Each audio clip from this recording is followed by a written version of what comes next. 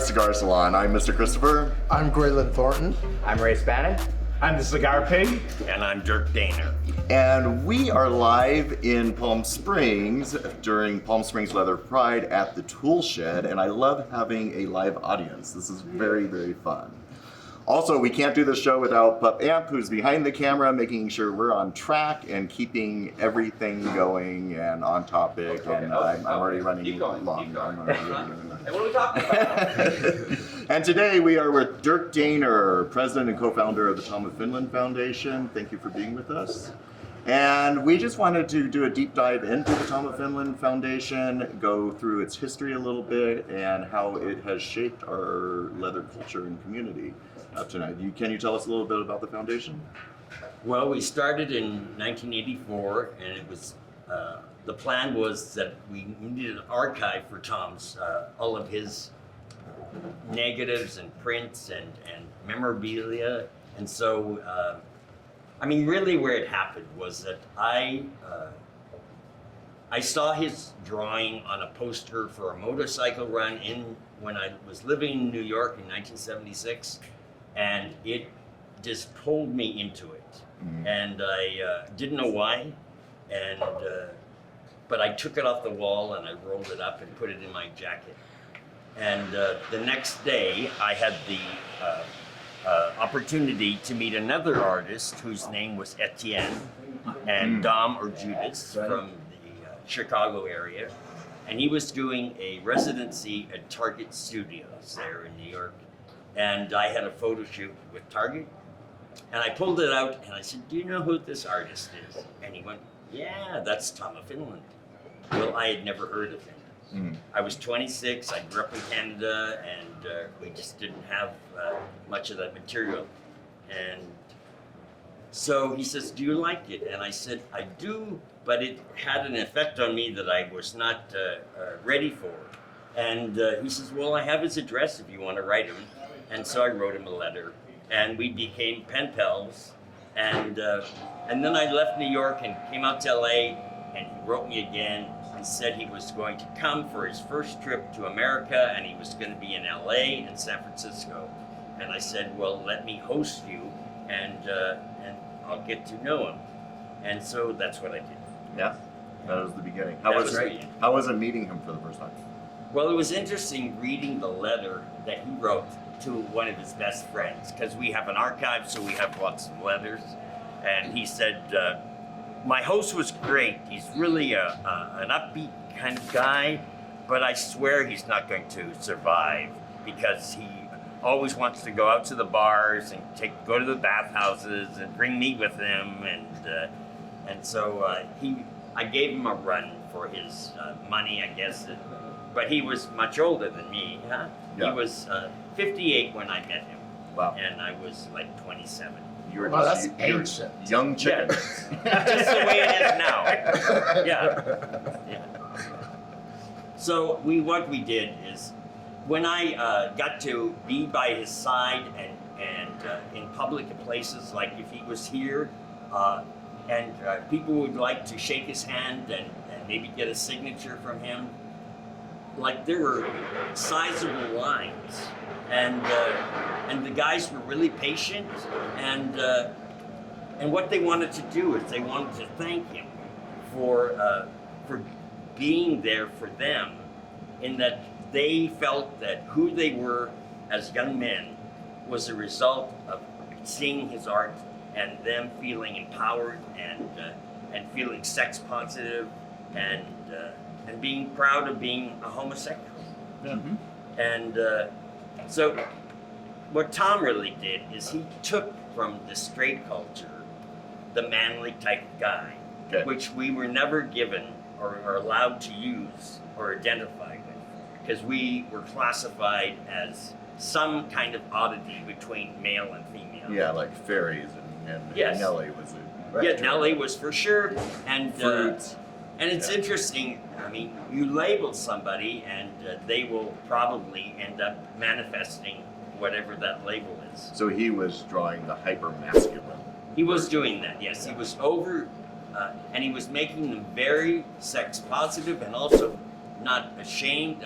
He was drawing them in sunlight and parks, and so this was a whole brand new kind of reality for Taking fetish outside into the light. I mean, we have paint drawings of him where this crowd would really appreciate in that there's two guys tied up together in a public park on a Sunday afternoon, probably, and they're getting whipped, each getting whipped by different tops, and it looks like they're playing tetherball or something like that, you know? I mean, it has a normality to it that is, and what he was trying to do was to, well, we have some quotes from him where he said, I think that, you know, gay people should be able to be happy and to be, and love whoever they want to love. And so, right to the end of that is that in his 60s, he was Finnish, and so he was shy. Shy in the sense, no, not shy, he wasn't shy. He was humble. Mm-hmm.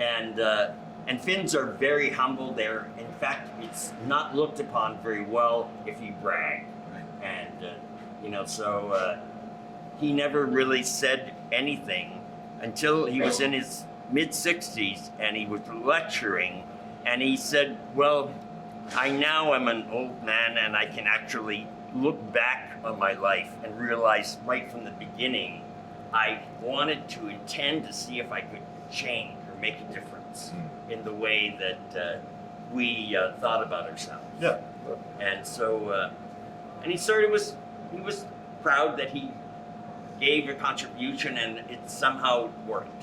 Well, you know, Dirk, thinking about him being Finnish and where he came from, what do you think were his influences when he first started drawing, looking at the time period and where he was? Well, farm laborers were for sure. In fact, we have an artist, a PhD intern right now, who actually, his grandfather owned the land where the schoolhouse used to be, where Tom went to school.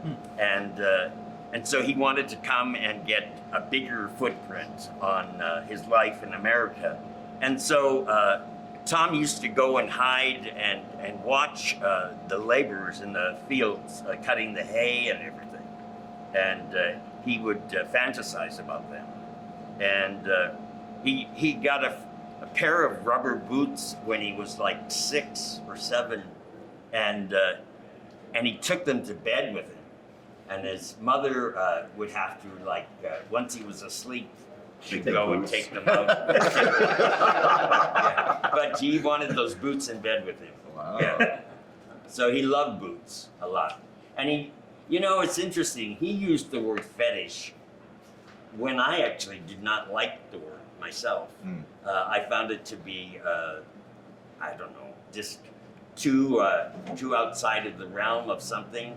And but he was using it way early, before we were using it as a social vernacular. Yeah, for sure. He was doing the uniform fetish. Yes. And that was what was so big in his drawings and has kind of shaped our leather culture to what it is today. Yeah. So it's interesting how at one point in 1952 or 53, he changed everything into black leather. And so he was drawing men in uniform wearing linen or wool uniforms, or brown leather, which was the color for working class fishermen and loggers and that. And but he saw that Marlon Brando photograph, so popular, you know, the wild one. Yeah. And it just clicked in his head, and he just took the officer's uniform cap and turned it into a black leather motorcycle cap, and he never wanted to actually say I'm responsible for that, because really the way it works is that it's this chemistry between his fans, him, and other artists, because everybody was contributing to what made black leather and the culture that came around it. And so he felt it was a communal type of experience and a phenomenon. I'm curious. We keep using fetish, which a lot of people will use to, like for both fetish and kink, they'll confuse the two words. How would you guys define fetish and kink? Well, I feel like I'm normal. So, What do you mean by normal?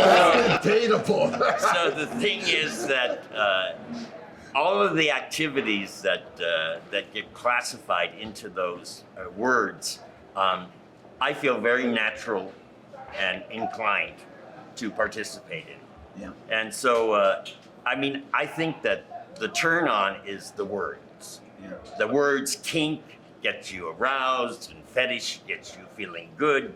And I remember looking in a dictionary on, I don't know if it was fetish, it had to do with being turned on by leather. And I went to a dictionary in a used bookstore, and I didn't like what it said. It said, I was like 12. And Wait. You went to look up fetish when you were 12? Yeah, Okay. yeah. Because no, I know fetish was used, the word was used in a description of someone who actually requires to have leather with them to have really sex. Right. Yeah. And so, so back then it was a psychological aberration, and I didn't like that. So I shared it with a friend of mine who was a little bit older, and he said, "Forget it. You know, if you're not hurting somebody else's life, you know, what business is it of theirs, you know?" Well, And I was just developing, so it was good lesson for me to hear. I mean, you started pretty early. I did. Okay. You know, I'm working on another project right now, and as part of the project, we're interviewing kinky people from all over the world. And one of the questions we ask is, how do you define kink? Not one of those people has defined it the exact same way. Right. Not one. So it kind of is in the eye of the beholder. Yeah. You know, it's interesting. I was in the city in New York in '76 as well. And so it's funny to hear you say that. But, you know, I think the terms fetish, kink, I think we have kind of co-opted it like we did co-opt the term queer and made it far more acceptable. Because you're right, porn back then, people have no idea. In the mid-'70s, porn and any kind of erotic art was so different than it is Well, it was today. illegal. You couldn't even send it in the mail. If Exactly. you got caught, that was a federal offense. Well, that's exactly. And you know, Tom of Finland, I had friends who were going to FIT in the city at the time, Fashion Institute of Technology, who were artists. And when I first saw Tom of Finland stuff, they were like, you know, this really isn't porn. This guy's an artist. This is like really skilled work. And I was just looking at it, you know, for the sexual arousal of it. Yeah, exactly. So it's interesting you say that, because in the 70s, I mean, he was a stunning artist. well, he was. Well, John Lennon was deported for line drawings. Remember that in the 70s? So it was such a different world. So they had, and it went on. There was something called the Mies Commission. Oh, God. And so America has not been an easy place to actually be in the erotic arts or in adult industries, because depending on who's in power in Washington, they either try to drum up attention by finding ways to break down and close down companies that are producing adult material. Right. Even though adult material runs the internet, I mean, it is interesting. We're a very psychotic population.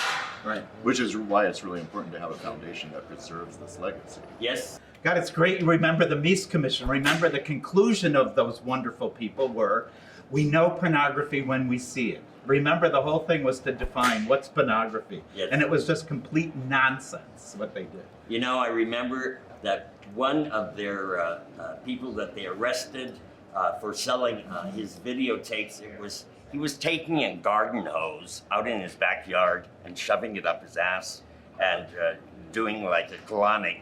And I saw that on Twitter last week. Who's done that? so they busted him on federal violations because he sent it across state lines. Yeah. Oh. Well, remember, I have to say, Tom of Finland really was a lot of the inspiration for Mapplethorpe.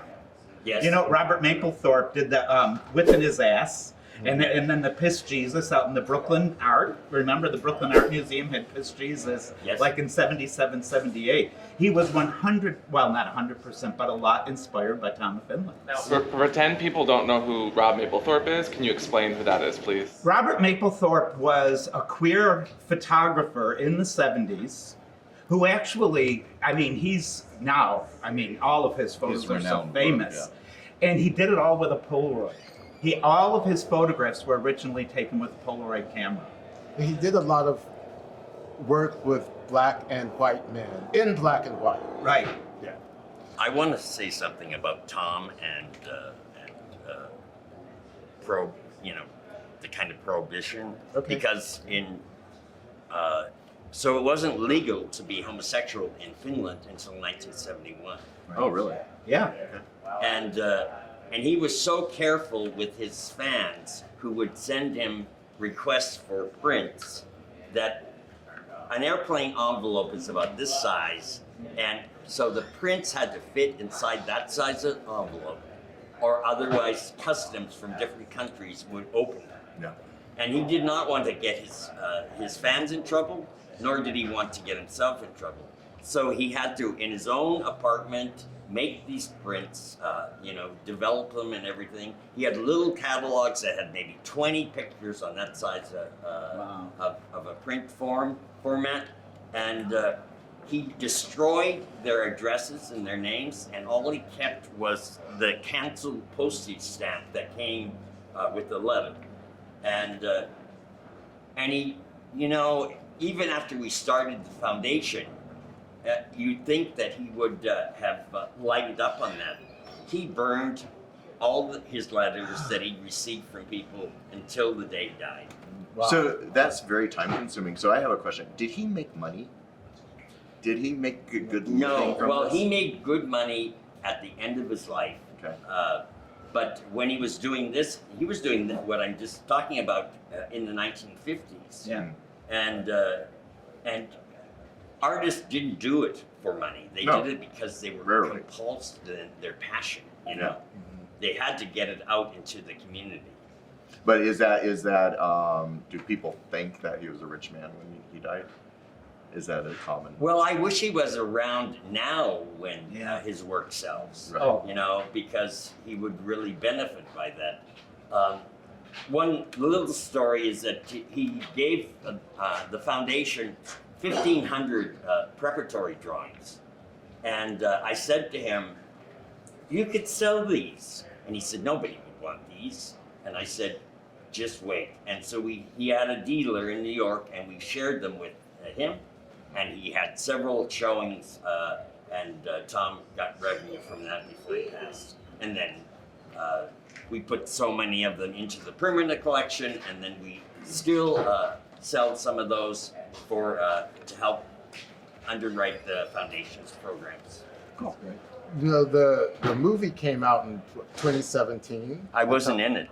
I know you weren't. And I know- couldn't let them use my name because we were fighting, and so they just picked another name, and gave it to the character. Well, we know some people from the foundation who are in it, but we'll just let that go for right now. Who is in it? Sharp is in it. He is actually. That's true. I know that. He has a cameo. Yes, he does. So how did that movie come about? Actually, I approached them, and Them being the film company in Finland, Okay. and because I wanted to see a fictional adaptation of his life in some form, or at least the effect on the society in that, and so and we had gotten quite a bit of success in Finland. In fact, I think that the stamp come out already, because when we had to work everything in Finland and get the population to be receptive to him, because he just had, it's closing on the 29th, I don't know what day this is, but he had an exhibition at the National Gallery in Finland, and So it's the biggest exhibition that has ever been mounted of his work. I mean, it was, of course, me being a bother, you know, continually. No, never. Yes. But where I was going with this is that there's this stamp. So we got the post office to do a stamp. They did a beautiful job with it, but they were not prepared for what was going to happen. So when they announced that they were going to release this stamp, they got orders from 178 different countries in the world. Yeah. And the volume of orders was higher than any other stamp had ever garnered in its pre-release. And so it had a limited amount that they weren't going to do a second printing, and so, but it broke their website too. Oh, good. That's Great. I have a question circling back to the movie. How accurate was the movie? You said it's fictional, Well, but you know what? how accurate? Yeah, so when you do these biopics, what happens is that they will sometimes take characters who were minor in one. His sister was a minor player, but they wanted to appeal to a family audience, and so they made her a major Central, character. yeah. Yes, and I was there the day that Tom told her that he was going to come out and let Finland know who Tom of Finland is, and he wasn't ashamed. It was her. She was begging him not to do it, that it would ruin her life and she wouldn't be able to have any friends, and you know, she was. Well, they kind of showed that in the movie. Yeah. That she was not Right. really. But he on was board, but- already known around the world, and it was just in Finland they didn't know whether even Tom of Finland was from Finland. Sure. Yeah. But his time in the military, all that was true. Yes. Yeah. And His lover. yes, 28 years, Yeah. Veli died of throat cancer, and they were very. You could see them around town shopping together, and people would notice they knew them. Is there anything that you wish was in that movie that Sex. Well, Everyone else know. too. You know, the thing about it. was that he was promoting sex positive. So the thing is that, and the audiences, even though the film is good and people like it and all of that, and that's why we were fighting, is that they were afraid to make it more risque, and really, cutting edge and very sort of edgy, the way Tom of Finland has been, and so what do? You fight and try to get the script to be better. And in the end, we improved the script, and that was good. And the acting was really good, and the acting was cinematography great. was beautiful. It was Yeah. really Yeah, well It done. really was. and it was nominated for an Oscar. Oh, Yeah. was it? Yes. Oh, that's Yeah. great. Yeah. You know, one of the things I thought really important about the movie was that it had the overlay of the political risks that he was taking, Yes. and the political movement forward that I think a lot of people don't realize that at the time, people put their neck on the line over the years, because think about it, Absolutely. when after the Holocaust, gay men were re-imprisoned the second they were in let, prison, can you believe because that? it was illegal, Yeah. and the second they were let out of concentration camps, they were put in German prisons. I know.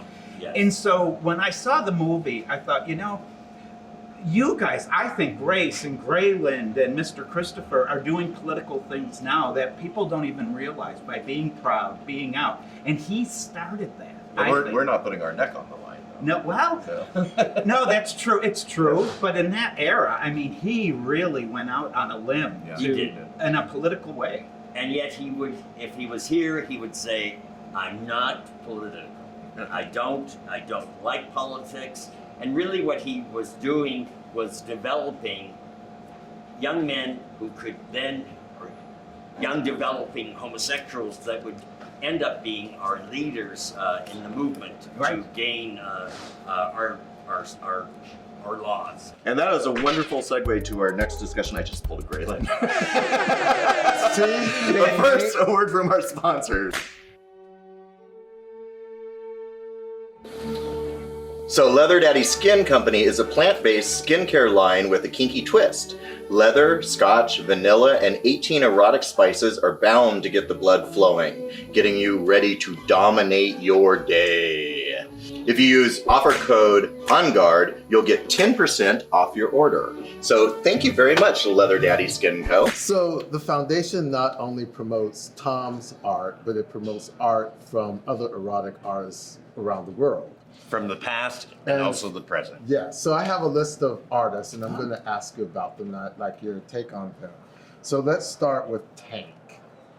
Well, Tank actually was on the rodeo circuit, gay rodeo circuit, and he was an illustrator. He drew in pencil and color pencil, and he drew cowboys.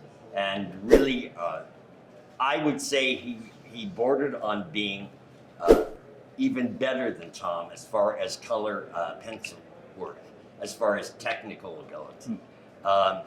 He died in the AIDS epidemic, and his partner gave the foundation his archives and the originals that were still in his possession. And so we've been holding and showing that since his death. Etienne.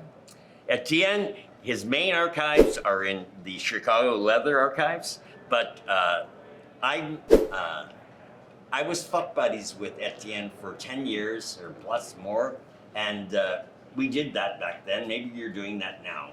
And, Not currently.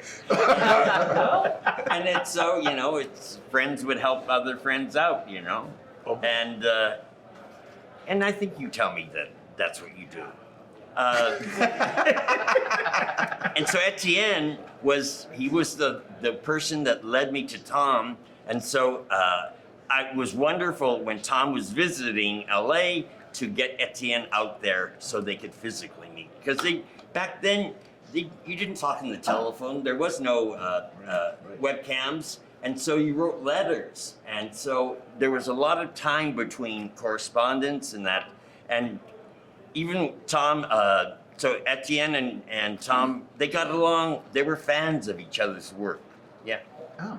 How about the Hun? The Hun, he lived in L.A. and he also he would come over to the house, and he and Tom would have these art salons, and only artists would come, and they would each bring a piece of their art, and they would talk about their techniques and share that information amongst each other. And he was, if you don't know who the Hun was, he's passed away now. He was so essential during the AIDS epidemic because he was drawing scenarios where there was so much body fluids just going everywhere. Yeah. And a lot of fellows really sort of survived the epidemic by actually focusing in on the fantasies of that. And I used to love the Hun. He would always have a booth at IML, and I was too young to know to invest in art at the time, but now I kick myself because he had amazing drawings on that table that he was giving away for dirt cheap. Yes. And I wish I had some of that right now. It was really amazing work. Yeah, he drew me, and every time someone looks at that, because, you know, the Hun, he overemphasized everything. What did he overemphasize on you? Everything. And so people will look at that drawing and they'll look at me and I'm like, oh no, that's fantasy. So let's not get too excited. When you're a muse model for an artist, they sort of fall in love with you. And so what happens is that they do exaggerate, but it comes from a place of passion. Yeah.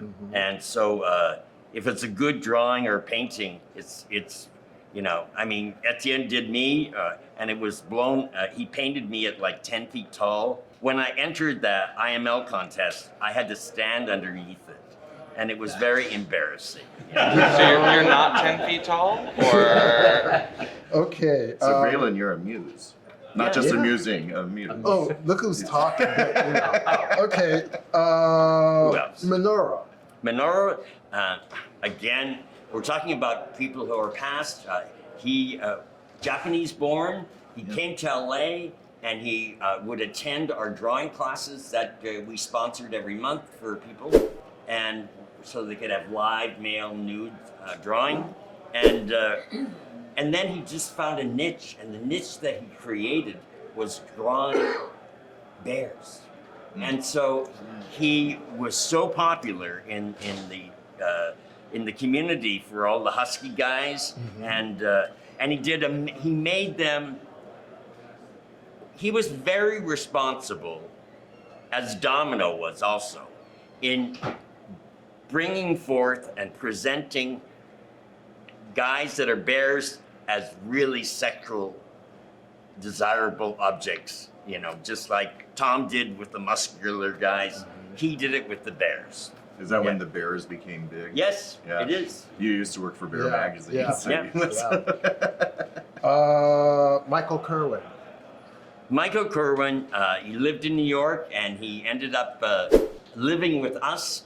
He came out for an art fair, and then he had lived in Miami, and what happened was there was a hurricane when he was out visiting and doing the art fair, and his apartment was destroyed, and so he had nothing to go back to. So he became sort of our first artist in residence.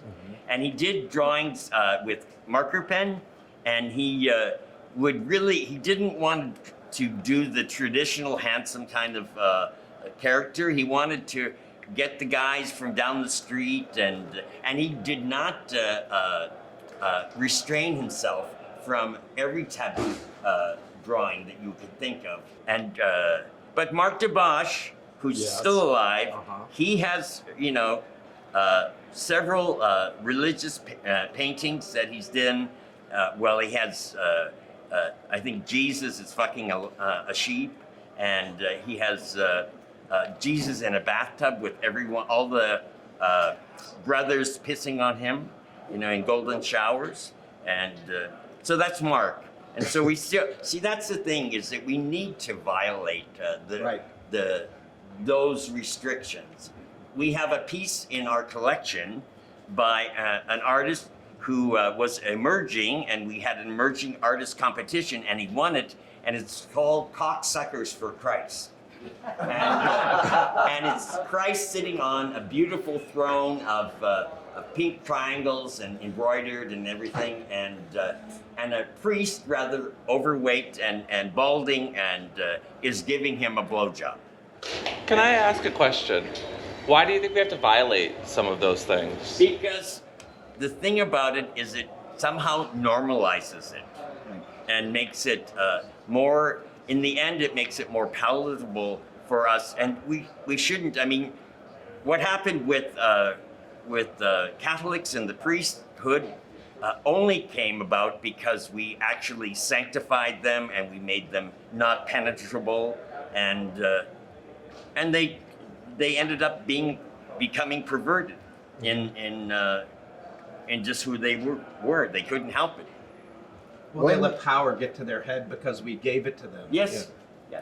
So one more, Marcello Lupetti. Marcello was living in LA. He also passed away. We've done all artists mostly who passed away. I have some others. Okay.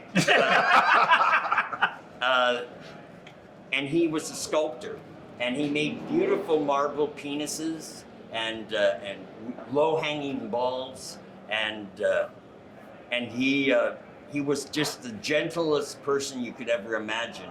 But his backstory was that when he was 18, he was living in Argentina, and he got kidnapped by the Argentinian death squad, the death police. And they tied his hands behind his back, and they blindfolded him. Not for a day, not for a month, for 6 months. Jesus. And he had to eat with his mouth and shit in his pants and be called a number. And he made a sculpture which we own, and it is a man with his torso inside of a rock, and it's written on the other side of it. It says, "He who only stands and waits also serves." Milton, 1610. And so I think it's my prerogative to actually interpret that, not that he told me it, but I think the way that he survived that ordeal was he never gave up. He knew that if he died, he would just be a statistic. But if he lived, he would be something more. And so that gave him the willpower to not give up.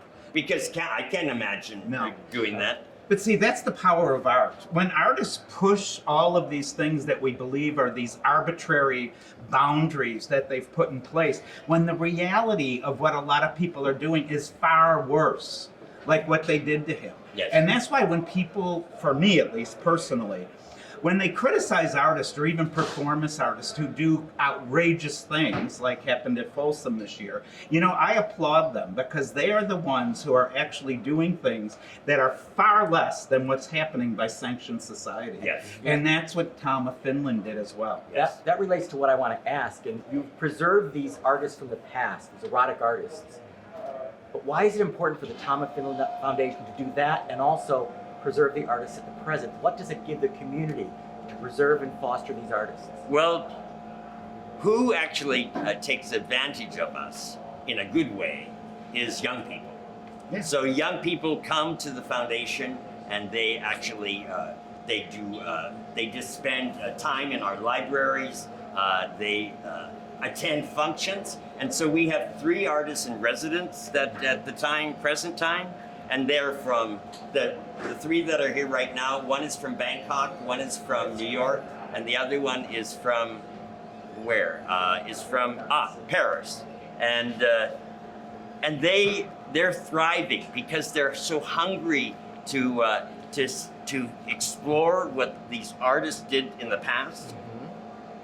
Which brings me around to the whole subject of like, what's going on with our community is that we have to save it. We think that somebody else will do it, but that's not the case. Right. Is that if we don't take care of it, because the Tom of Finland Foundation, we've been around for 40 years, but do you think that we're easy for grants? No. In that grant offering establishments are very scared of going to places where it's too radical and it's too Sexual. yes. Yeah. And that's because going back to the way this culture is. Right. You know? And so it depends on you guys. And if you don't support us, we're going to go away because we've been able to hang on, and we.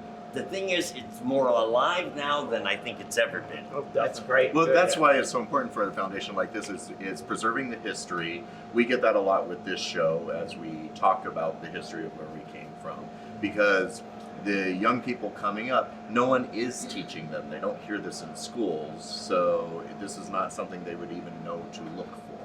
So how do you get that message out to them? Yes. Well, the thing is, the young people, they are finding us. What is not happening is that middle age and the elders of our tribe, they do come, but you know what happens is that we think of sexuality as something, well, I'm past that point now. So Are you talking to you? I could do that. And so what happens is that you don't think about leaving your legacy or leaving assets to a foundation. I mean, we had to take the back of the bus through the whole AIDS epidemic, and then we had to deal with the other things, because what we haven't done as a tribe is the leather archives, and this is interesting, it's the leather archives, the Lusty Loman Foundation, and the Tom of Finland Foundation, they all happened around the same time. And what that tells us is that at that point was when our culture, our society decided, you know what, we deserve more than we're getting. That's right. And so we opened up gay galleries because they wouldn't show our art. And so we opened up our own galleries, and we raised the prices of our own, on our own artists so that they could receive more financial benefit from what they were doing. Absolutely. Question then, what's it going to take for kids these days nowadays to get involved then? Because you guys had some pretty important things happen to you guys as a community. You had to fight off not only terrible politics but diseases. I mean, we're already kind of in the shitter over here politically and everywhere else. Like, what what's it going to take then for us Well, to it get our always butts out of takes- What seats? it takes people stepping up and real. I mean, I think that there's a responsibility that, and I call elders. That means anybody who's actually dating. No. But I Over think the I age think of that, what? I What's think an that Palm elder? Springs is a good example of I mean, I don't know how many of you are from here, but it's an amazing document of how we didn't want to give up our lives, and we were finding that the cities that we were inhabiting were becoming more less attractive to our eye because things like cruising and leather community were disappearing, and so Palm Springs became an enclave, and it's still developing, and so it just needs to be seeded with more younger people.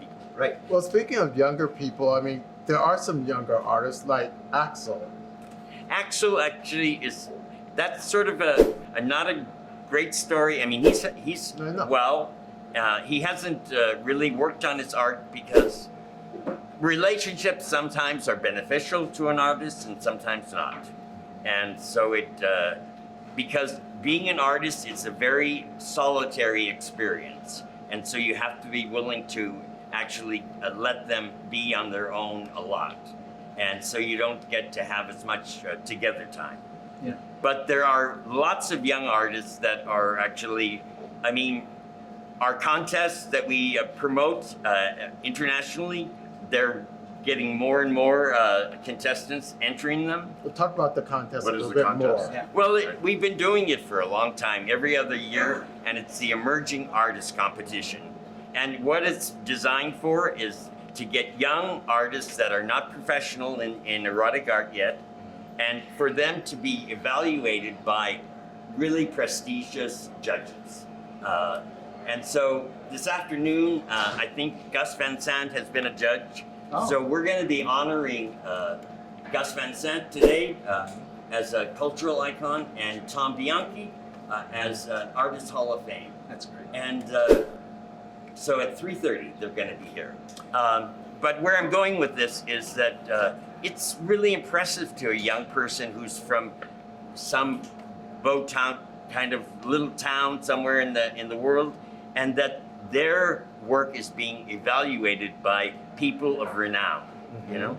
So where do young artists? So right now, I see young artists all the time putting their art up on Twitter for Yes. free, Yes. and it's just being shared and taken Yes. and Yes. used everywhere. And oftentimes their name doesn't get connected. No, with them. once it's on the internet, it's Yes. nobody even knows who did it. But Right. they don't know how else to actually. So what should they do? Well, You know, you Yeah. mentioned the artist salon, yes. and can I say something? We developed this salon, a bunch of old guys sitting around talking about meaningful things from the past. Yeah. And Amp, to your question, I think if groups of younger guys get together and think, okay, this isn't just a social thing, we're going to do something, energy emerges from that. Yes. And when you say, because the old concept of salon from, I don't know, the beginning of time, the Romans, is what most important things have spawned from. So I would suggest young people, when you get together, what you're saying and doing is important, give it energy. Thank you. I mean, I will take that. I told you he was Do you a need a smart one. spokesperson? Well, you brought up the residency program, Yes. and I know that you've pushed hard to get more BIPOC people into that program. And some of the artists that you have right there, you have Felix there, and I was just there looking at some of his work. You wanna? So Felix is from Mexico, and he relates as a non-binary person, and his work, he actually has been damaged a lot by the internet kicking him off of platforms, and so he's had to find other ways to actually bring more attractive situations so that he can sell his art because he lives on it, and he actually really loves to do queer. What he loves to do is queer identities that tell from historical places. I'm of an age where I miss a lot of the previous times because when I was a young guy, I really felt like we were creating our own culture. I mean, the whole thing of flagging, but also flagging as far as handkerchiefs was all being created right then. And the way we were cruising, I mean, Castro and Folsom, I mean, we'd never done that in that kind of overtly populist way before. And to that scale. Yes, on the scale, and it was amazing, and very empowering. Okay. And so everybody was actually feeding off of each other's energies, and I felt, and I would go to dances where I felt like it was called like church, and because it was like a spiritual experience. Oh, I've been to dances with you, and it's definitely a spiritual experience. I met him years ago. He was walking by himself down Santa Monica Boulevard in the middle of Gay Pride. And I don't know what I said to you, but I said something that, I think I'm red right now. but we met that way. Yeah, I wanna know what you I said. was lost, and you found me. Yeah. Yeah, That's- you that changed happens. my life. You really did. But I don't want to get emotional right now. So Why not? Because I'm a manly How did he man. change the life? I want to know what he said to you. Me too. Did he change your life why? to accept you? He told me that he would take me. I was lost and looking for a leather contest, and I was the MC. And he took me to the contest and told me to come find Dirk. And I hadn't any idea who you were. So I went and I found the Tom of Finland booth, and I walked up and I said, "I'm looking for Dirk." And you know that moment in a movie when everything stops and people stare at you like you don't belong? It was one of those moments, and they said, "What do you want with him?" And I said, he told me to come here. And you came out and you just, God damn it, Dirk.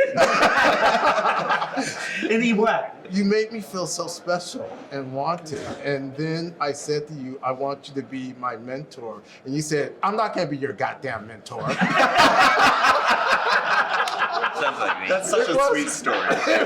It was because he became my mentor. And I remember the first time you said that to me, that I'm your mentor. And you've been there ever since. And I don't want to go down that road. But you went down that road. I Thank you. went down that road because you do that. That was a lovely story. Yeah. We were talking a little bit about the erotic artist program, or the emerging artist program Yes. and residency. What impact do you think the artist in residency program has on young artists? Well, you know, we're not just normal people. We're magical people. We're the gifts in a way. And because we grew up differently, whatever our DNA is different, I don't know.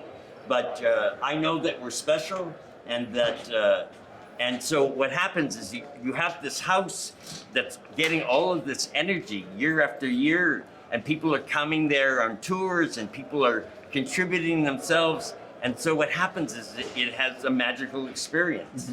And so it makes, what happens is people feel free when they come there. And so that's what's happening with Don, is that he's feeling the experience of space and freedom and being with like-minded people, you know?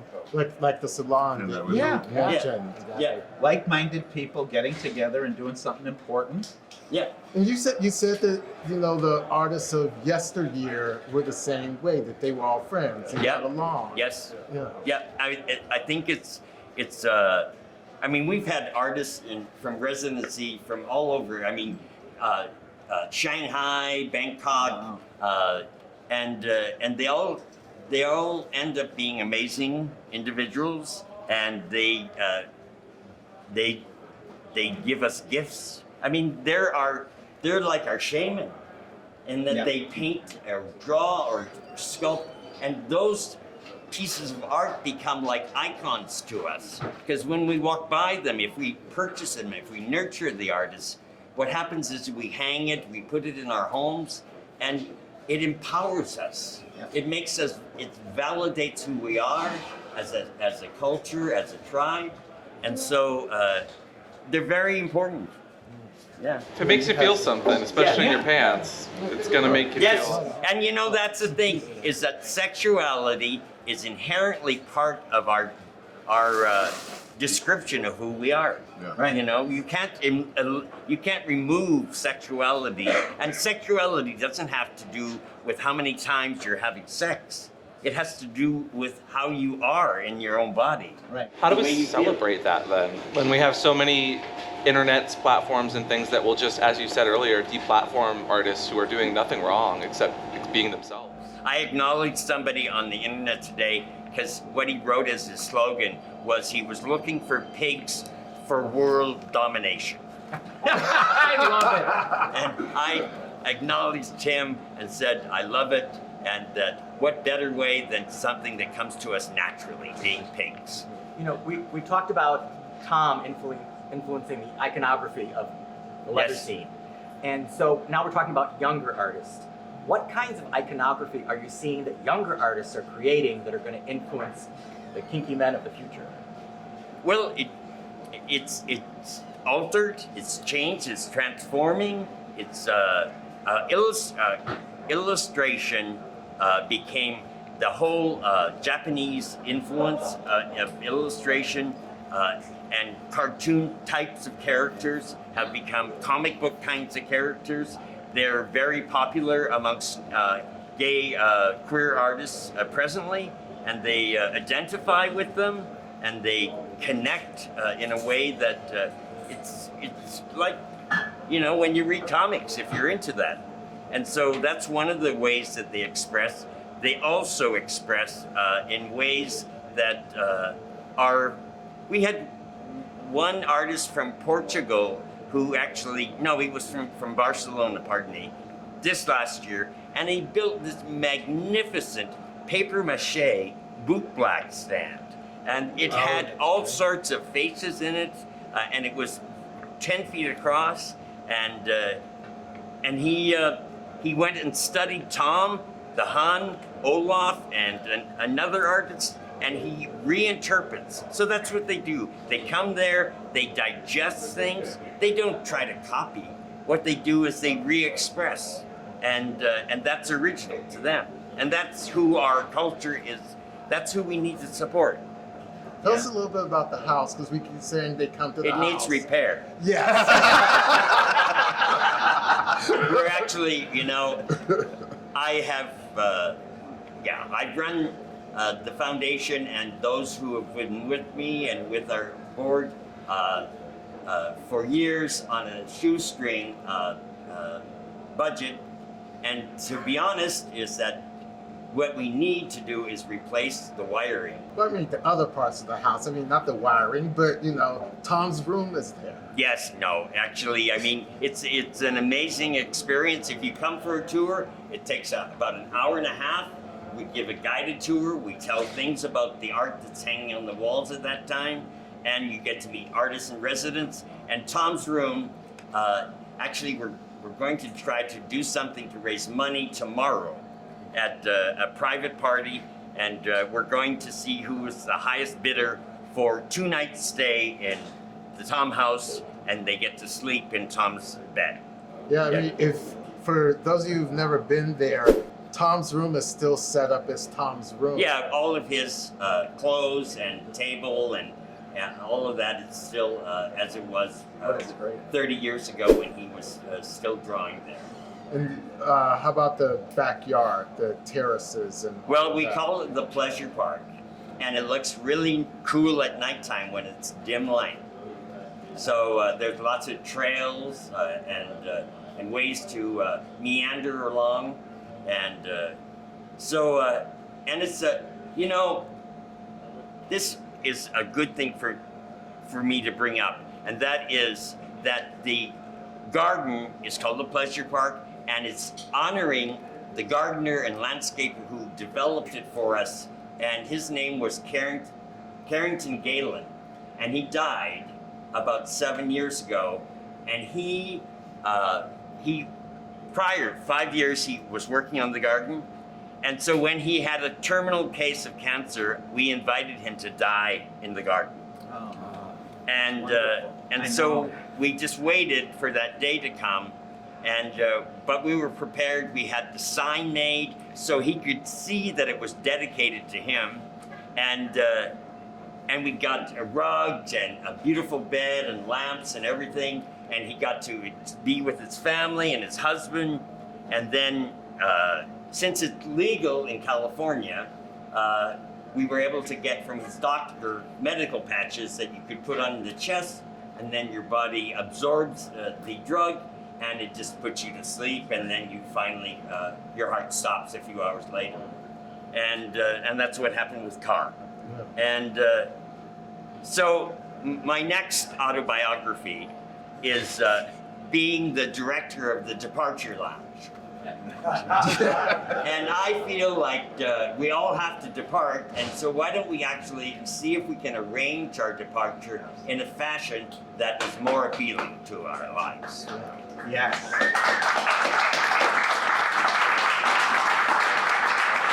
So this is the 40th anniversary. Yeah, of the next foundation. year is our 40th. We've actually, you know, a lot of nonprofits went under.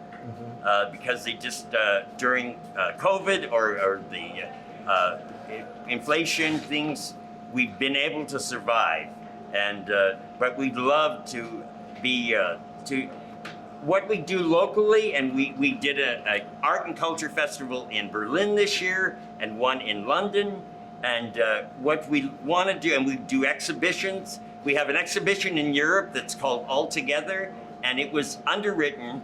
And that's what made it possible by Diesel.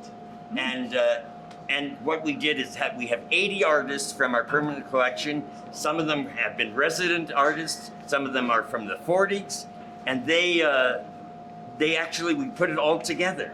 And that it's been in Venice and in Paris, and it's waiting for its next stop, and where that'll be in Europe, we're not sure yet. It looks like it's going to be in England, and that's what it is. It's all together. You know, it's about us as a culture, as a tribe, being all together. Well, you know, you've made it very clear that the foundation is for everyone. I think that was part of Yes. Tom's vision as Yes, well. yeah, we couldn't, you know, the thing is that how can you say no to artists? You know, if they have a desire to be part, then that's the ID that you need, is their desire. Yeah. And so in regards to equality and addressing, so we've had so far we've had two trans people who have been artists in residence, and we've had several people of color. But what are we going to do with our extending labels that we're actually adding on and adding on? We have to come up with some new words that cover I mean, that's why we use gay. Gay for a short period of time meant lesbians and homosexuals, and I mean, they're homosexuals too.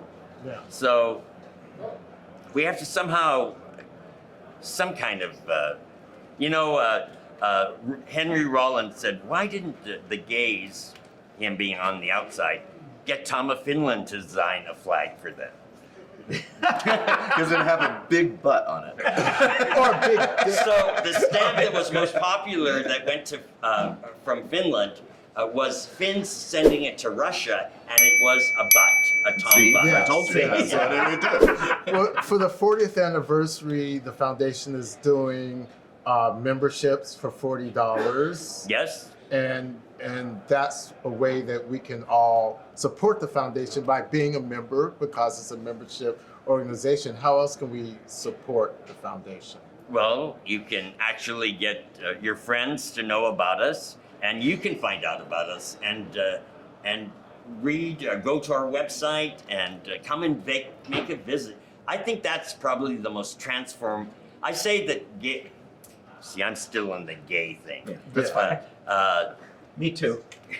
But queer people deserve to go to two places, I think. One is Berlin, because for me, it's the most liberating city that I've been to in a long time. I don't know another city that gives that kind of feeling. And the Tom House, because when you're within the boundary of that property, you get to feel who you are much more. It's like, you know, coming home. And I think that Palm Springs in its way is producing that also, and that and so what we don't want to see is we don't want to see our lives, and once they're over, being just nothing. Right. So we have to somehow contribute to the longevity of our culture, and it's the essential part. So by supporting the foundation, you're supporting the continuation of who we are. Well, you know, one of my favorite memories of being at the Tom House, it was New Year's about 10, 12 years back, and it rained, and we were all trapped there for Yes. a few days. So it was, you know, A few days. Yes, and we were all there, and it was, you know, volunteers and artists all just staying in the house for Wow. a few days and telling stories, and that's just, it's transformative. Yes. There. Yes. Yeah, there's something magical about it. We're So- fairies. I mean, we can be butch guys, but we're also fairies. And we give out that magical dust.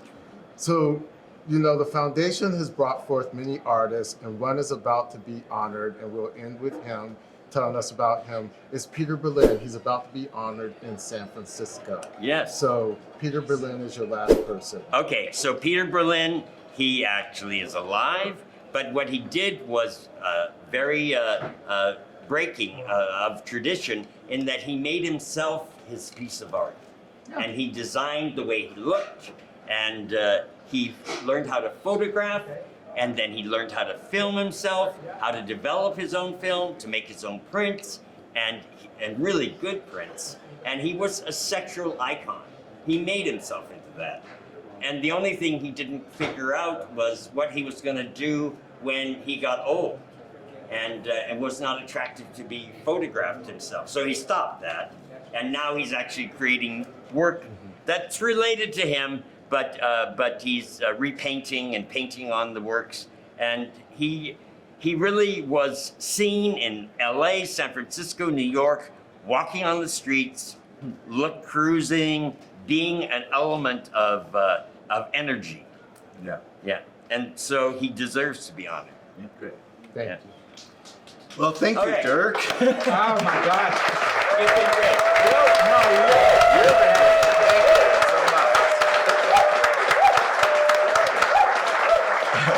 So we have a table over there, and we have really great volunteers who are here helping out with. So meander over there at some point and say hello. Great. And if people want to help out the Tom of Finland Foundation, where can they go? They can go to our website, which is tomofinland.org, Mhm. and you can get a membership on there at any level that you can afford, and you can start to look at ways that you can support us, you know, and contribute to us, and tell artists about us, and you know, be their chauffeur to the doors of the Tom House. Okay. Awesome. Well, thank you. I'm going to call time on this. Okay. It's been very, very good and informative. I really appreciate it. If you want to follow us, please follow us. Click that bell so you can be subscribed and find out our next show. The rest of you, the audience, please stick around. We're going to have a cigar social here. If you like any of our merch, we have some here if you want to buy some. Or if you're at home, safewordshop.com. Go check that out. And I want to thank our sponsors again, Mr. S. Leather, Leather Daddy Skin Co., and Bark & Co. And Thank you for having us. oh, thank you. Thank you for being here. Thank you, guys. And with that, we're going to say goodbye. Bye.